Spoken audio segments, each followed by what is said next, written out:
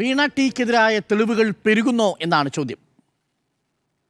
സ്മൃതി, തെളിവുകൾ പെരുകയാണോ? തെളിവുകൾ പെരുകുന്നു എന്നാണ് പത്രങ്ങളിൽ വരുന്ന വാർത്തകളിൽ നിന്ന് നമുക്ക് മനസ്സിലാക്കാനാവുന്നത്. എൻ്റെ കയ്യിൽ ഒരു ഗവൺമെൻറ് ഓർഡർ ഉണ്ട്, ഞാൻ പറയാം. ആദ്യം തന്നെ ഇപ്പോൾ നമ്മുടെ മുന്നിൽ ഇപ്പോൾ ഇന്ന് വന്നിരിക്കുന്ന വാർത്ത എന്നുള്ളത് ഷോൺ ജോർജ് നൽകിയിരിക്കുന്ന തെളിവാണല്ലോ. ഷോൺ ജോർജ് ഇപ്പോൾ അന്വേഷണ ഏജൻസിക്ക് നൽകിയിരിക്കുന്ന പണം വിദേശ അക്കൗണ്ടുകളിലേക്കും വീണ തൈക്കണ്ടി കൈമാറിയിട്ടുണ്ട് എന്നാണ് ഇഡിക്ക് ഷോൺ ജോർജ് കത്ത് നൽകിയിരിക്കുന്നത്. ഷോൺ ജോർജിന്റെ പരാതിയിലാണ് SFIO അന്വേഷണം നടക്കുന്നത്.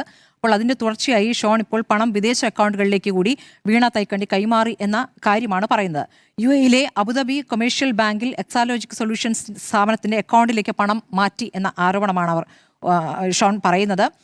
അതിൽ വീണ തൈക്കണ്ടി, സുനീഷ് M എന്നിവരാണ് അക്കൗണ്ട് ഓപ്പറേറ്റ് ചെയ്യുന്നത് എന്നുകൂടിയാണ് ഷോൺ നൽകിയിരിക്കുന്ന പരാതിയിൽ പറയുന്നത്.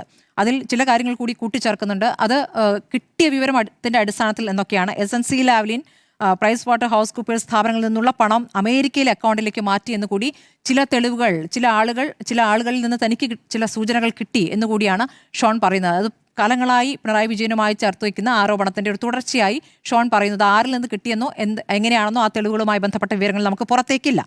അപ്പോൾ ഇന്നിപ്പോൾ മനോരമ പത്രത്തിൽ അത് എന്താണ് വീണ നൽകിയ മൊഴി, വീണയോടുള്ള ചോദ്യങ്ങൾ എന്താണ് എന്ന രൂപത്തിലുള്ള വാർത്തകൾ വന്നിട്ടുണ്ടല്ലോ. അതിൽ SFOയ്ക്ക് നൽകിയ മൊഴിയിലും സേവനം വിശദീകരിക്കാനായിട്ടുള്ള നമ്മൾ കഴിഞ്ഞ ദിവസങ്ങളിൽ ചർച്ച ചെയ്യുമ്പോൾ കിട്ടിയ വിവരങ്ങളുടെ അടിസ്ഥാനത്തിൽ തന്നെ സേവനം എന്താണ് എന്ന് വീണയ്ക്ക് പറയാൻ കഴിഞ്ഞിട്ടില്ല എന്നുള്ളതാണ്. നമ്മുടെ പ്രതിനിധിയും ശരണിന്റെ റിപ്പോർട്ടിലും അത് തന്നെയാണ് പറഞ്ഞത്.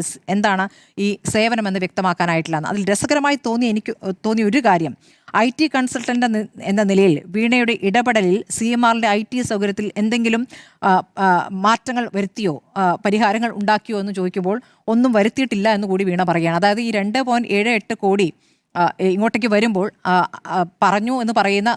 നൽകി എന്ന് പറയുന്ന നിർദ്ദേശങ്ങൾ അത് നടപ്പാക്കിയിട്ടില്ല എന്നുകൂടി വീണ മൊഴിയിൽ പറയുന്നു എന്ന വിവരം കൂടിയാണ് പുറത്തു വരുന്നത്.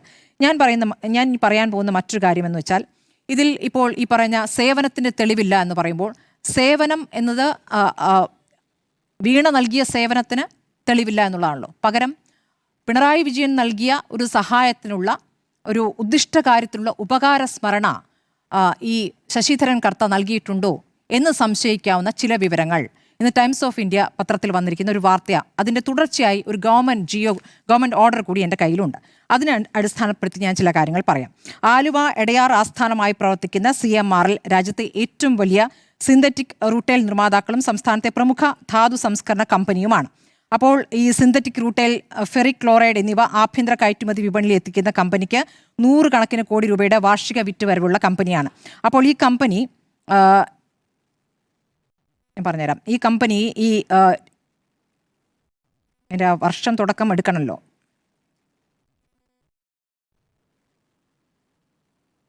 സ്വകാര്യ ഖനനത്തിനെതിരെ പ്രതിഷേധങ്ങൾ ഉയർന്ന ഒരു ഘട്ടം ഉണ്ടായിട്ടുണ്ടെന്ന് നമുക്കറിയാം. ആ പ്രതിഷേധത്തിൽ CMRLുമായി ബന്ധപ്പെട്ട് പരാതികൾ ഉണ്ടായിട്ടുണ്ട്. പക്ഷേ 2001 മുതൽ തുടങ്ങണം. 2001 CMRLിൻ്റെ പങ്കാളിത്തത്തോടെ Kerala rare earth's and minerals limited എന്ന സ്വകാര്യ കമ്പനി രൂപീകരിച്ചു. KREML അല്ലേ? ആ കമ്പനി രൂപീകരിച്ചു. തീരദേശ മേഖലയിൽ നിന്നും ദീർഘകാലത്തേക്ക് ധാതുക്കൾ ലഭ്യമാക്കുകയായിരുന്നു ഇതിന്റെ ലക്ഷ്യം. സർക്കാരിന്റെ കാലം അല്ലേ?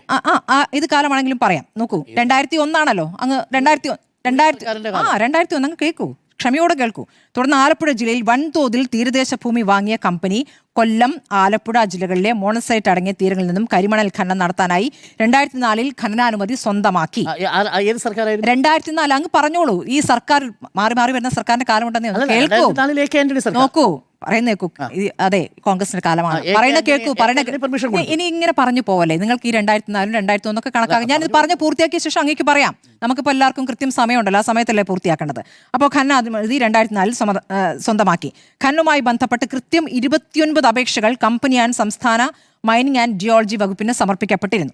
എന്നാൽ സ്വകാര്യ ഖനനത്തിനെതിരെ ഉയർന്ന പ്രതിഷേധങ്ങളെ തുടർന്ന് 2004 2010 അധികാരത്തിലിരുന്ന സർക്കാരുകൾ തടസ്സങ്ങൾ സൃഷ്ടിച്ചതോടെ പദ്ധതി നീണ്ട നിയമ പോരാട്ടങ്ങളിലേക്ക് മാറി. അതായത് ഉമ്മൻചാണ്ടി സർക്കാരിന്റെ കാലത്ത് ഖനനാനുമതി ലഭിക്കുന്നു. പക്ഷേ 10 മാസം കഴിഞ്ഞപ്പോഴേക്കും ആ ഖനനാനുമതി റദ്ദാക്കുന്നു. എങ്ങനെ? പരാതി വന്നു, കോടതിയിലേക്ക് പോകുന്നു. പിന്നീട് സർക്കാർ തീരുമാനങ്ങളെ കമ്പനി തന്നെ ഹൈക്കോടതിയിൽ ചോദ്യം ചെയ്യുകയും അനുകൂല ഉത്തരവ് സമ്പാദിക്കുകയും ചെയ്തു കമ്പനി. പിന്നീട് ഇതിനെതിരെ സംസ്ഥാന സർക്കാരുകൾ നൽകിയ അപ്പീലുകൾ 2016 ഒക്ടോബറിൽ സുപ്രീം കോടതി നൽകി. അപ്പോൾ സുപ്രീം കോടതിയിൽ നിന്നും കർത്തയ്ക്ക് അനുകൂലമായ ഉത്തരവുണ്ടാവുകയാണ് 2016. ഇനിയാണ് നോക്കേണ്ടത്. തുടർന്ന് ഒന്നാം പിണറായി സർക്കാർ അധികാരമേറ്റ അതേ കാലയളവിൽ വർഷങ്ങളായി മുടങ്ങിക്കിടന്ന ഈ ഖനന പദ്ധതിക്ക് വീണ്ടും ജീവൻ വെക്കുകയാണ്. കേട്ടോ. പിണറായി വിജയൻ അധികാരത്തിലിരുന്ന ഘട്ടത്തിൽ ഈ ജീവൻ വയ്ക്കുന്നു ഈ പദ്ധതികൾക്ക്. എന്നാൽ 2019 ആകുമ്പോഴേക്കും ഫെബ്രുവരിയിൽ കേന്ദ്ര സർക്കാർ അറ്റോമിക് മിനറൽ കൺസെഷൻ റൂൾസ് ഭേദഗതി ചെയ്തതോടെ കരിമണൽ ഖനനം സർക്കാർ കമ്പനികൾക്ക് മാത്രമാക്കി.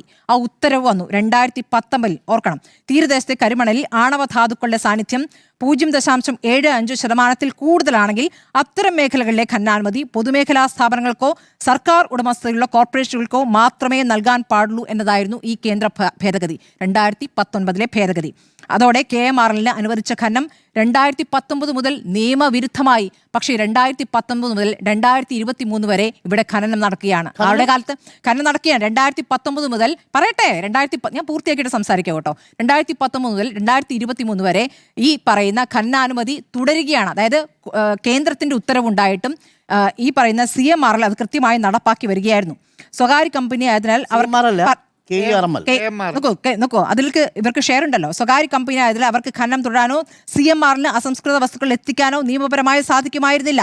കേന്ദ്ര നിയമഭേദഗതി വന്നതിനാൽ ഖനനം നിർത്താൻ 2009 മാർച്ചിൽ കേന്ദ്ര ഖനി മന്ത്രാലയവും തൊട്ടു പിന്നാലെ ഏപ്രിലിൽ സംസ്ഥാന മൈനിങ് ആൻഡ് ജിയോളജി ഡയറക്ടറും സംസ്ഥാന സർക്കാരിന് ഔദ്യോഗികമായി കത്ത് നൽകിയിരുന്നു. എന്നാൽ കേന്ദ്രത്തിന്റെ കർശന നിർദ്ദേശങ്ങൾ നിലനിൽക്കെ തന്നെ KMRL ഖനനാനുമതിയും അതുമായി ബന്ധപ്പെട്ട അപേക്ഷകളും റദ്ദാക്കാൻ പിണറായി വിജയൻ തയ്യാറായില്ല. തുടർച്ചയായ പരാതികൾക്കും നിയമ പോരാട്ടങ്ങൾക്കൊടുവിൽ 2023 ഡിസംബർ 19 KMRL ഖനന ലൈസൻസ് റദ്ദാക്കിക്കൊണ്ട് വ്യവസായ വകുപ്പ് ഉത്തരവിറക്കിയത്. അപ്പോൾ ഈ കാലയളവിൽ 2019 മുതൽ 2023 വരെ എങ്ങനെയാണ് കണക്കുകൾ? CMRL വൻതോതിൽ വാണിജ്യ പ്രവർത്തനം നടത്തി അവർക്കുണ്ടായ ലാഭം, അവർക്കുണ്ടായിരുന്ന കണക്കുകൾ പ്രകാരം 2020-21 239 കോടി CMRL കിട്ടിയിട്ടുണ്ട്. 2021-22 അത് 290 കോടിയാണ്. 2022-23 444 കോടിയാകുന്നു.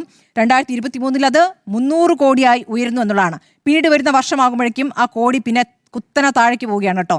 അത് 300 കോടി എന്നുള്ളത് മാർച്ച് 2023 444 കോടിയാവുന്ന ഇവരുടെ വരുമാനം അത് 2024 ആകുമ്പോഴേക്കും 300 കോടിയായി കുറഞ്ഞു. പിന്നീട് അത് വീണ്ടും കുറയുന്നു. അപ്പോൾ ഈ കാലയളവിൽ ഇവർക്ക് ഇത് നടപ്പാക്കാൻ എൻ്റെ കയ്യിലിരിക്കുന്ന ഗവൺമെൻറ് ഓർഡറാണ്, GO ആണ്. 18-12-2023 അങ്ങനെ ഈ പരിഹാസം പോകുമെന്ന് നോക്കുന്നത് അല്ല. എന്താണ് അങ്ങനെ ഈ പരിഹാസം? എന്റെ കയ്യിൽ ഗവൺമെന്റ്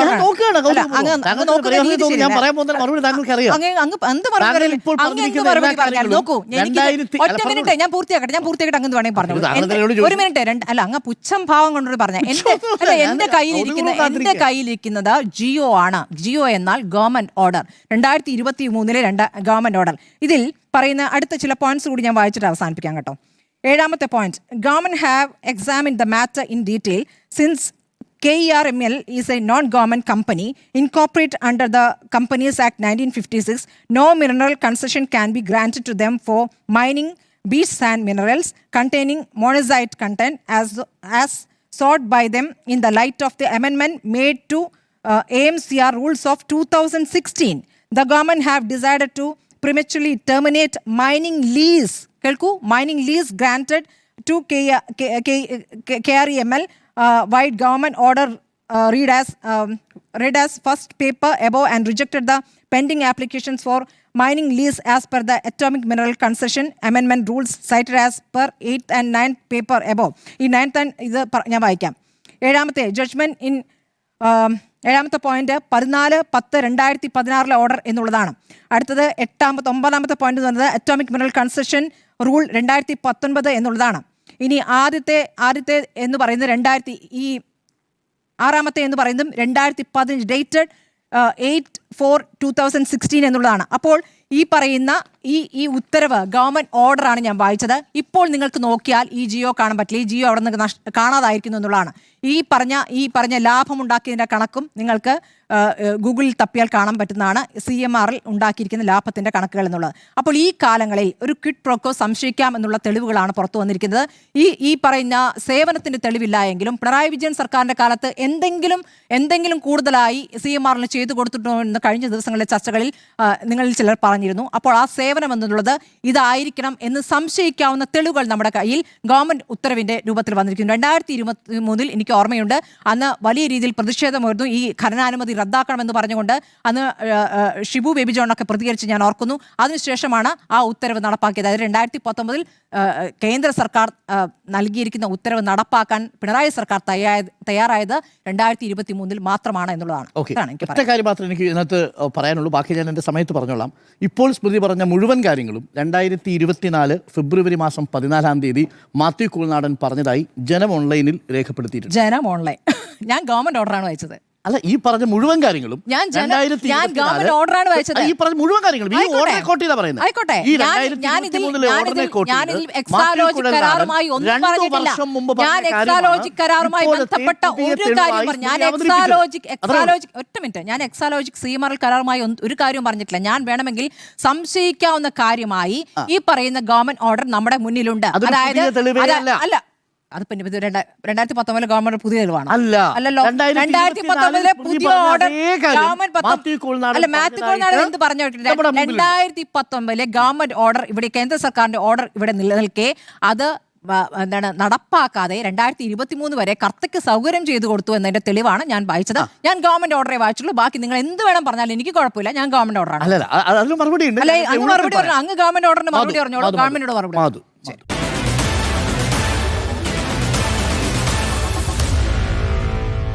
Meet the editors.